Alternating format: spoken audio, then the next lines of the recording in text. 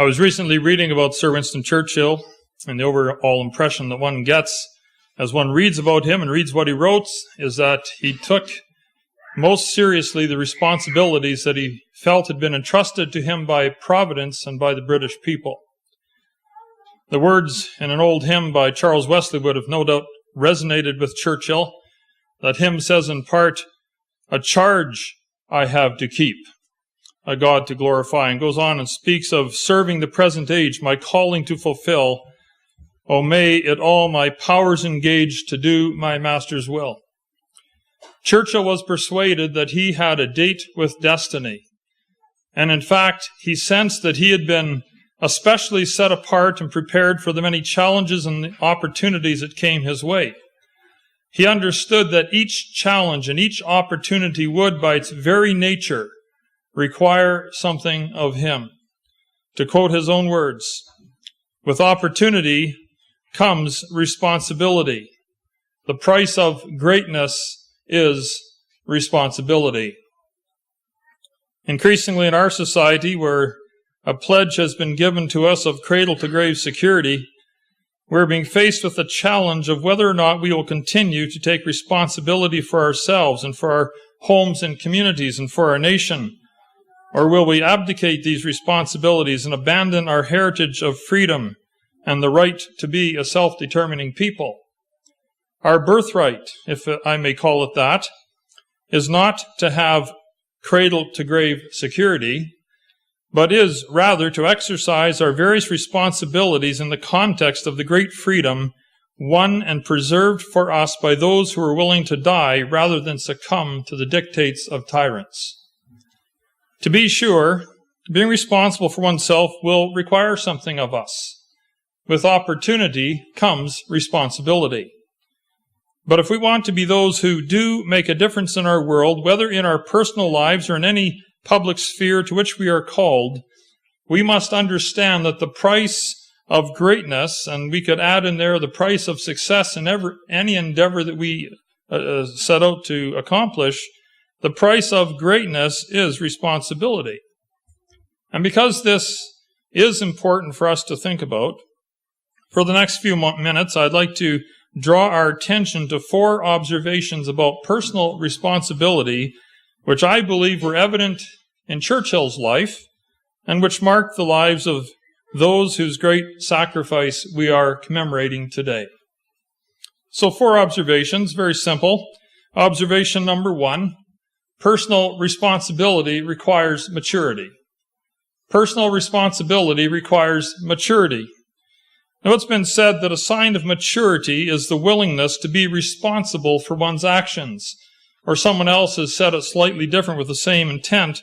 Evasion of responsibility is the mark of immaturity.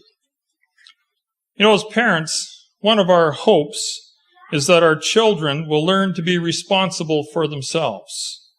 The goal of parenting is for our children to mature to the point that they will be willing and able to launch out on their own and be responsible for themselves and for their actions. We understand that they will have a more fulfilling life to the extent that they can become individuals who are responsible for themselves.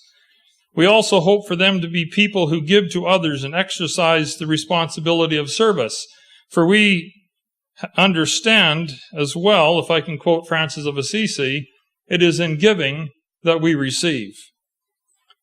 This is one of the good things in life that we want our children to experience. And quite frankly, nothing pleases us more as parents than when we see this kind of growth and maturing happening in our children. Well, the same is true for us as members of our community and citizens of our country.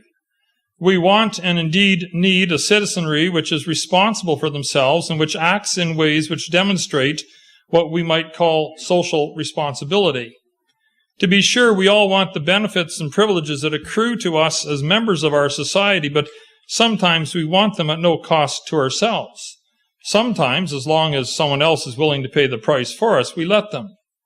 What we fail to realize is that for a society to function as best it can, it is necessary for all of us as citizens to be engaged in those responsibilities which are a part of our birthright. So whether it is taking the democratic process seriously and doing our part to ensure that it functions properly, or whether it is getting involved in one of the many volunteer organizations that give so much to our community, or whether it is helping a neighbor, or being aware of what's going on in our own neighborhood and community, in any of these and in so many other ways, we accept the responsibilities that come to us personally as a result of our living in our community and nation. To evade our obvious personal responsibilities is a mark of immaturity. Personal responsibility requires maturity. Observation number 2. Personal responsibility requires a willingness to make commitments. Commitment is a funny thing. We either make a positive commitment to something, or by default we choose to be uncommitted. Either way, we do make a commitment. Elie Wiesel, the Holocaust survivor and writer, understood this when he said, "Take sides. Neutrality helps the oppressor, never the victim. Silence encourages the tormentor, never the tormented. We must be willing to take a stand." In other words, don't live in that no man's land of trying to be neutral, of being uncommitted. So-called neutrality is, in essence, a way of avoiding the responsibilities inherent in making and keeping commitments. It is, quite simply, just another way of being uncommitted. Rather, we need to be willing to take a stand and to make commitments which get us into the game and then keep us in the game. Michael Jordan once said that you have to expect things of yourself before you can do them. And that is the nature of a commitment. On the front end, you plant your flag and you say, "This is what I will do." And then you set out to live up to the commitment you have made. Thousands of young men and women have gone into battle on the simple premise that they had a trust to keep, a commitment they had entered into come what may. They were willing to lay down their lives in a noble cause, not because it was convenient, not because they felt like it on any particular day, or even because they hoped for some reward. They did what they committed to do simply because they understood that they were responsible to keep the commitments they had made. The price of greatness is responsibility. With opportunity comes responsibility. Healthy personhood is marked by a willingness to make and keep commitments. Observation number 3. Personal responsibility requires more than talk. Now, we've all heard that phrase, talk is cheap. Words without action have no weight. When the British Prime Minister Neville Chamberlain returned from Germany saying, "We have peace in our time," it was soon proven that Hitler had no intention of keeping any commitments he had agreed to. His talk was cheap. It was just so much dust blowing in the breeze. It was all smoke and mirrors. Ethicist Michael Novak has observed that until there is action, our beliefs and convictions aren't genuine. We need to back up our talk with action, or as someone has put it, our talk and our walk must agree. Personal responsibility requires more than talk. It requires action that backs up the words that are said. So, for example, if we say that we value freedom of speech, but then seek to stop legitimate dialogue and discussion and debate on a given subject, our real value is not freedom of speech, whatever we may claim. We actually are opponents of free speech and thoughtful discussion. Or if we profess to value our community and then do things which actually work against the well-being of our community, well, our actions demonstrate our true values. Likewise, if we're going to become personally responsible people, it will have to be more than just words that we broadcast via Twitter or Facebook or even say face-to-face. Our talk must be backed up with our actions. We will commit ourselves to acting in ways that demonstrate the values we profess to hold. For my father, that meant enlisting when the call came and volunteering to serve in the Royal Canadian Medical Corps.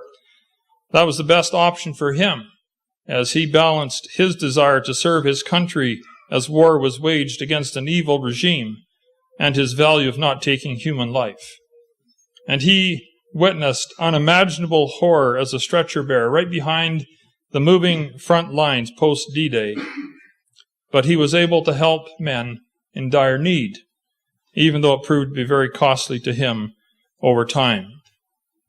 Personal responsibility requires maturity.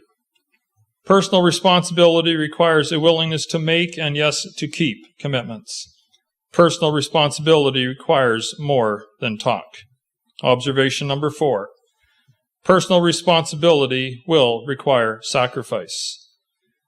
Mahatma Gandhi asserted that you must be the change you wish to see in the world.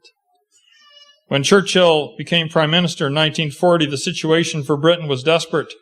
With the fall of France, Britain was all alone in opposing Hitler. Everyone expected an onslaught of proportions never before seen in war.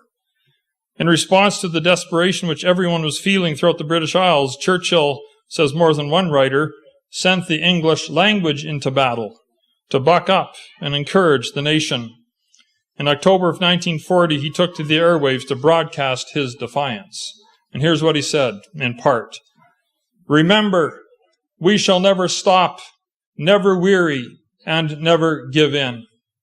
Our whole people and empire have vowed themselves to the task of cleansing Europe from the Nazi pestilence and saving the world from the new dark ages.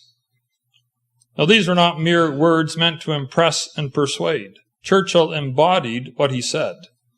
And a review of the personal danger he encountered and the risks he personally took throughout the course of the war served to reinforce every word he spoke.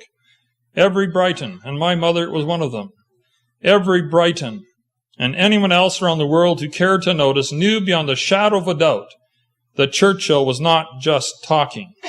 He was being what he was asking of his nation, even a great sacrifice to himself. Personal responsibility will require sacrifice. If we determine that we will be among that select band of individuals who are going to make a difference in our world, and in particular in our country and our community, we can expect that it will be a decision that comes with a cost. For our veterans, it cost them years of their life, and sometimes their very lives, to go and combat tyranny. They had the maturity to make commitments and keep them, to do something more than talk a good game. They paid a cost, a high cost, to be those who shouldered their responsibilities as citizens of our great nation. As we take time today to remember those who gave so much and at such great cost, let us not devalue their sacrifice by failing to shoulder those responsibilities which come to each of us as members of our community and our nation. Rather, let us, with that maturity which only comes as we make and keep our commitments, keep faith with those we honor here today.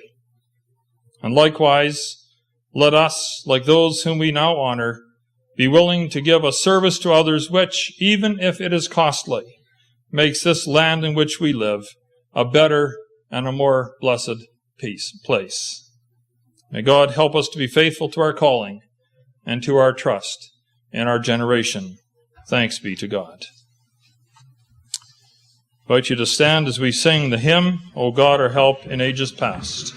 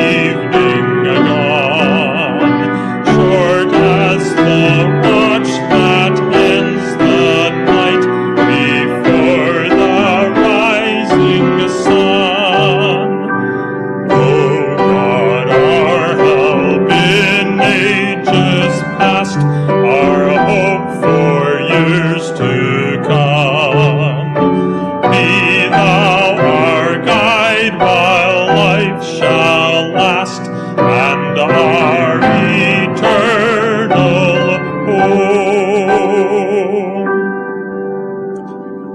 home. They shall not grow old, as we that are left grow old. Age shall not weary them, nor the years condemn. At the going down of the sun, and in the morning, we will remember them.